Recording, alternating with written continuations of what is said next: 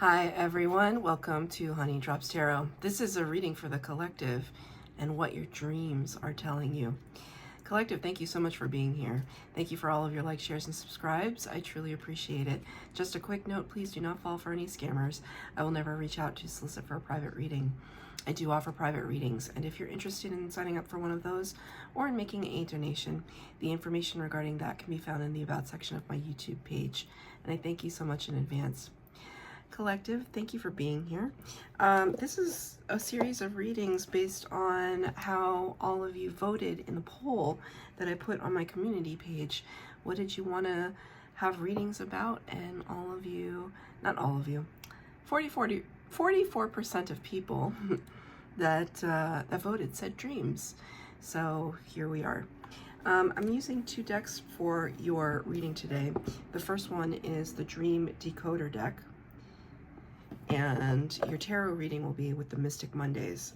I have already pulled the card from the Dream Decoder, as you could see on the screen cap of this video. It's numbers. So if you resonate with seeing numbers in your dreams, then this reading may be for you. So let's look at it a little bit more closely. Off the bat, it just seems like a bunch of numbers, but I see a lot of different things happening here. First of all, the differences in the fonts of the numbers, the sizes, the colors, the shapes, the thicknesses. There's a diversity. And the fact that, the illustrator could have put them all in numerical order, they chose not to. So I also see birth dates. This goes from 1 to 9. So it just could be an infinite number of birth dates. The 537 is sticking out most prominently as well. So that could be your address. But this sense of seeing a diversity of numbers, especially in your dreams, could have something to do with your finances, or it could be problem solving, that you're trying to figure something out in your dreams and it's coming to you in what might be a code. I talked about this in the last series of dream readings that I did that was spawned by an actual dream that I had, where I saw a series of symbols. I could not identify what those symbols were, but I felt like it was a coded language, and I didn't have the key. So you could be experiencing something similar right now, or you're seeing a series of numbers. I dare say some of you have probably played those numbers in the lottery, or are meaning to. Now, I'm not telling you to go play the lottery. You do what you want with your money, but I can see people, I know that people do that. And I can see some of you probably, if you're seeing the same repetitive numbers, that you may be considering playing them in the lottery. Most of all, though, it's this diversity of the collection of numbers that we have here that is most striking to me. It's almost as if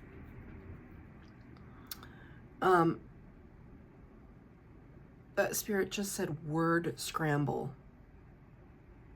Word scramble. Even though this is a number scramble, Spirit said word scramble. You could be playing a game called Word Scramble. Maybe the numbers are stand-ins for words. You know how there's kind of a... Okay, Spirit is showing me this video that I saw on, I don't know, YouTube, Instagram, I can't remember anymore. Talking about the numerical relationship between Hebrew letters and numbers. And not just in Hebrew, but all kinds of ancient languages. Please forgive me. There's a special word for that kind of codex or coding. I can't, it's like, it starts with a G, I think. There's this, and I looked it up too, and I can't remember the word. It's not a common word, but it's the, I don't think it's the study of, but it is the thing itself, that the correlation between words and numbers in ancient languages. This could be of interest to you. Spirit is actually saying to me, if you are seeing a series of numbers being repeated in your dreams, write them down and then look up how they correspond to letters in these ancient languages. When I say ancient languages, like Hebrew, Sanskrit, maybe some kind of Mayan language. I can't exactly remember which languages they were, but ancient. There may be something in that when you correlate it to either the number to a letter or the number to a word or the number to a concept that has already been established in the human canon, the human consciousness. That's very interesting. So I'm going to be using Mystic Mondays. I'm going to pull 3 cards for the base spread just to get a message about what these numbers could mean.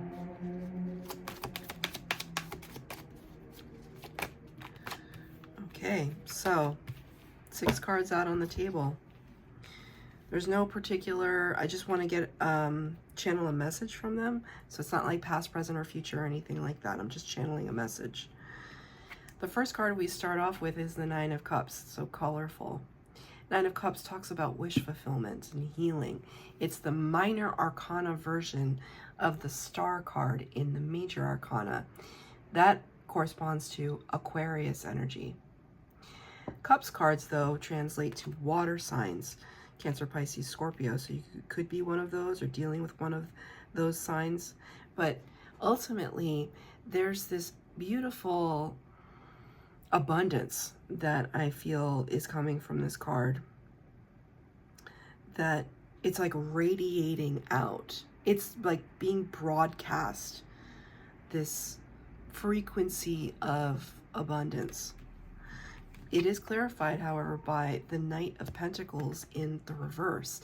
Knight of Pentacles, Pentacles is earth energy, Taurus, Virgo, Capricorn, and talks about the material world and the actions, the daily actions that you and I can affect and change through experience.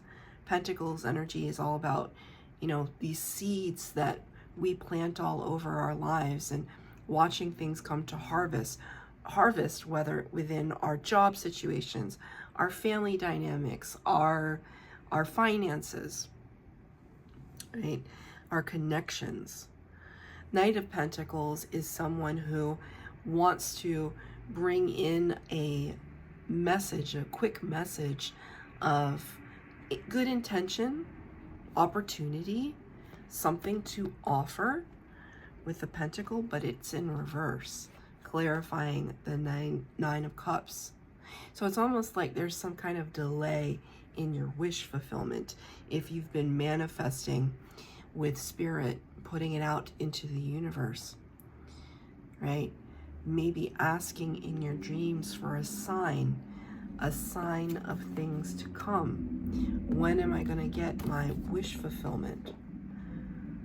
Right? And spirit might be trying to bring you that answer through significant numbers. Now, the whole kind of translating it to ancient languages, that's probably just for like maybe one person. It could just simply be a matter if you see numbers like 1818 in your dreams and then you see it on a license plate, right? When we see synchronicities, especially in numbers and numerology, it's just like spirit indicating to us that we're traveling this right path, this right frequency, like things are aligning. And every time we see those numbers that start to make sense. I don't know about you, but it doesn't even surprise me anymore. It's not to say that it doesn't excite me, but it doesn't surprise me when I see number synchronicities. And sure, you know, I see the 11. 1111 is still, especially for a license plate, I see 111 a lot, but 1111 is still not the most common thing. I actually see 888 a lot, but I see threes and fours of numbers all the time. It's when I see double numbers like 1010, 1818, 3939, whatever it is, that I just feel tremendously, that it's the messages that Spirit is trying to send are tremendously intricate. We're up leveling even our kinds of synchronicities that we see. And so I feel as though whatever you're manifesting right now is kind of, one, worth the wait, because they're saying worth the wait, because you're waiting on this. The thing is about the Knight of Pentacles, there are 4 knights in the tarot, and he's the slowest one. So that's why I'm saying worth the wait. But 2, it's almost as if when it will come closer to you, when you start to open your eyes to see these very particular kinds of synchronicities. Very particular. What do I mean by that? Well, you know how like in the spiritual community, it's kind of like, you're gonna see a butterfly and it represents change, right? Like that. Or a feather on the ground, or a ladybug, a dragonfly, which are all miraculous, right? Because everything is miraculous. So I don't mean to be so facetious when how it came across. I mean, I think I meant to be facetious, but now I'm retracting it. Those are very common. At least I think they're common. They're common tropes in spirituality. They're still beautiful, and they're still special. I still pick up feathers. Like I have a whole collection. I don't know if you can tell. It's like up here.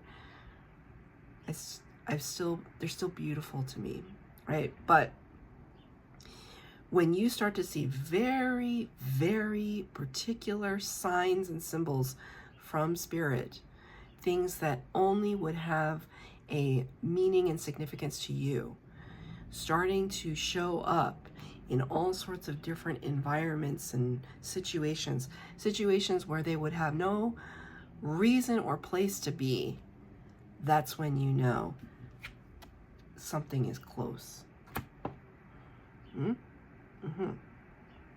Next out is the Ace of Wands in reverse. Aces bring new from Spirit, but they all talk about potentiality. Aces are all about possibility, the possibility of that suit. Wands is fire energy, Aries, Leo, Sagittarius.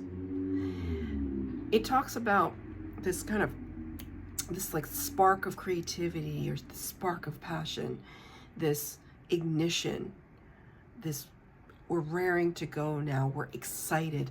We have the fire burning within us, that we want to move, we want to strike, we want to put ourselves out there, take risks, be bold and daring and brave. And this card is in reverse. What does it mean? It just kind of means that, because it's clarified by the Princess of Pentacles. So you have the Knight in reverse and the Princess in the upright. It kind of tells me that, thank you, Spirit, you're wanting to take small, tentative steps towards new possibility. You're still very, very married, is the word that Spirit wanted me to use. You're married to this concept, this manifestation. It means a lot to you. It doesn't mean that you have to give up on anything just because something new presents itself. Well, that can be complicated. Because I just heard somebody say, what if it's like a new person? You know? That's, okay, it just got complicated because I saw this as like, I'm waiting for my person. I'm waiting to be engaged to my person. And then this kind of represented, but what if somebody new comes in? What if you've been waiting for your Knight of Pentacles to become a King of Pentacles, and you've been waiting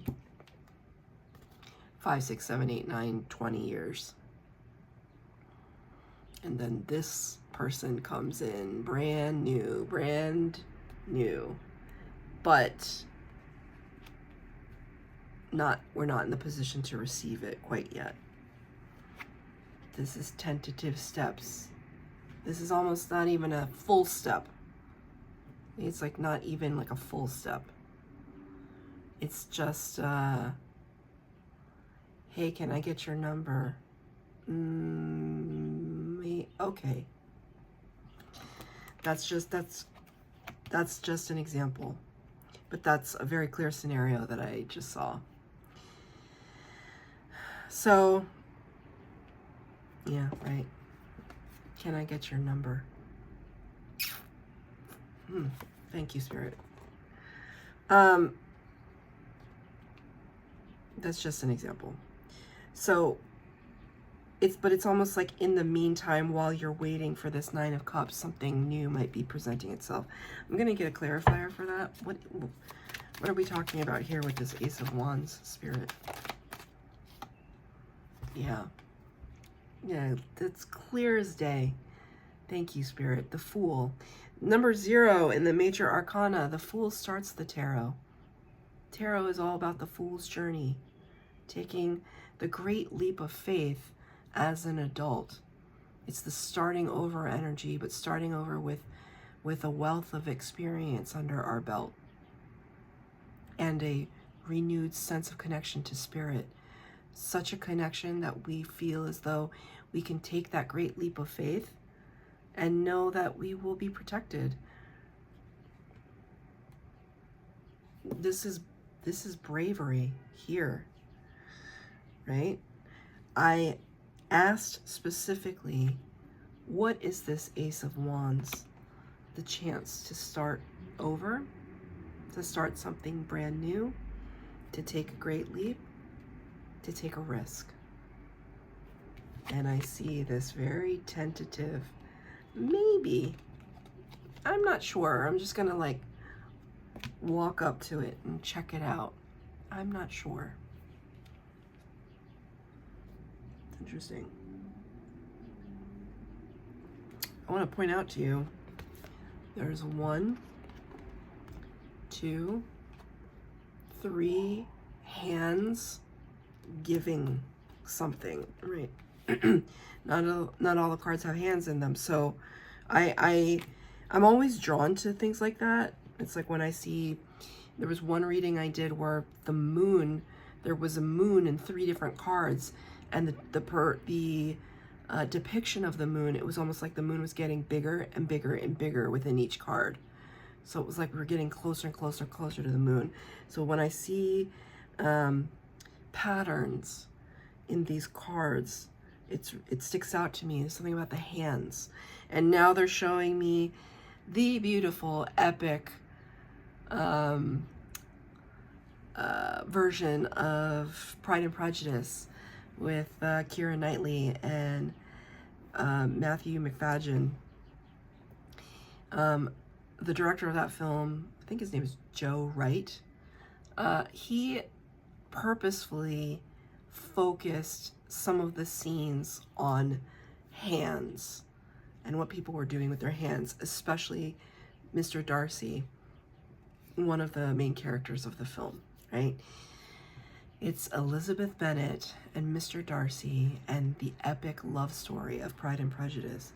And in the film version, there's a lot of focus on hands and touch and the loaded and charged energy behind that. And so I don't know what that means in this but I don't have to know what it means. If it resonates with you, it resonates with you. Maybe that's your favorite movie. Maybe you love those scenes where they show the hands. There's something about the hands. Spirit just said the Hamsa hand, right? The hand of protection. Spirit just said heavy-handed. Lots of phrases with hands. Lend a helping hand. Give us a hand. That's interesting. That's kind of a British way to say it. Give us a hand. That's interesting. And the last two cards on the table. The High Priestess in reverse. Look at our hands. And the Four of Cups in reverse. Hands in meditation and prayer. So let's talk about the High Priestess. The High Priestess is the number 2 of the major arcana. It represents Pisces energy. And it talks about somebody who is a highly intuitive, psychic, clairvoyant, clairaudient, all the clairs. You know, somebody who is not just about having a sixth sense, which we all have. It's not just about that, though. There's a craft to it in being the High Priestess. There's an acknowledgement, a self-acknowledgement when you are in High Priestess energy, that you are embodying your personage is embodying the connection to spirit specifically. Bridging that connection between the spirit world and this world. Right? Trying to gather wisdom and insight. You can see here the third eye. The High Priestess is notoriously mute. She's divine feminine, observes but says nothing, but can intuit everything. And I always describe this as like a person that walks into a room and can already feel the energy of everybody there without anybody having to say a word. It's perception in its highest form. It's using the gut instinct, the monkey mind, the high intelligence, and the spirit all together. When the High Priestess is in reverse, it's almost as if there's something needing to be expressed since she is mute. But it's almost, in this context, it feels very haphazard, like wanting to blurt something out without really thinking it through or reading the room. It's, have you ever been I've been in meetings, many meetings in my life where either I mean, sometimes I've been that person, you just blurt out, like there's no filter. You just blurt out the first thing that comes to your mind, whether or not you think it will be popular, right? That's the opposite of that's the High Priestess in reverse for me, because it's kind of like we're not using all of our senses to really craft something that is from the solar plexus, like something that is from like a true and authentic space. And with the Four of Cups in the reverse, Four of Cups talks about apathy. This is also a card of just kind of like snapping out of this complacent state. So this shockingly feels very impulsive. And I wouldn't normally read these cards like this, but I feel as though there's impatience. So, you know, it's like spirit might be sending you these things, these numbers in your dream, and in your dreams, and it could be really frustrating you. Like, what does it mean, right? And there could be this, maybe it's almost a subconscious part of you that's coming to the conscious state, that there's something that needs to be expressed. Let me get a clarifier on that.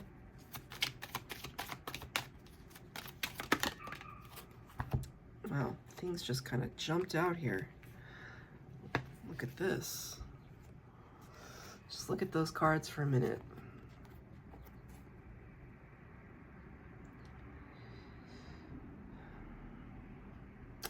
King of Pentacles, which is this card, King of Pentacles. Six of Pentacles. Queen of Wands.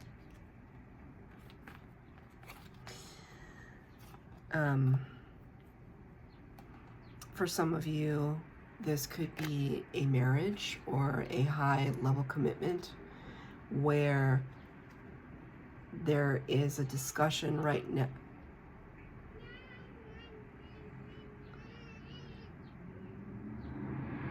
Sorry, I hear a little child right outside of my window. I was about to say this could be a high-level commitment or a marriage where the discussion of equality is taking place. And then I heard that child and I thought, okay, maybe who is taking care of children? How are children being taken care of? How are our finances being taken care of? What are the numbers that are involved in this?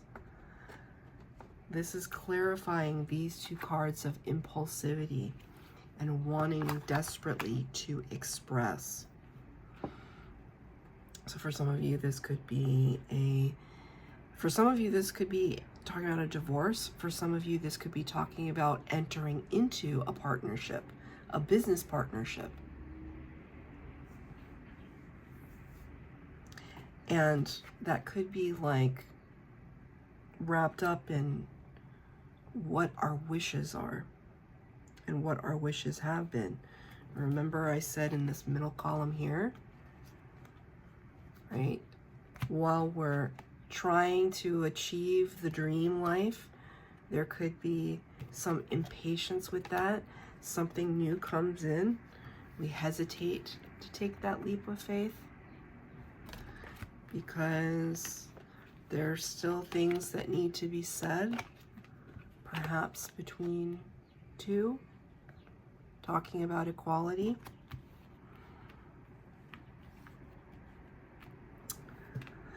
Feels very specific. If it doesn't resonate, it doesn't resonate, but that's what I got. So that's your reading, collective. I hope that it did resonate, and if it did, please like, share, subscribe, comment down below. Please hit the bell notification to be updated as to when I post new readings. Thank you.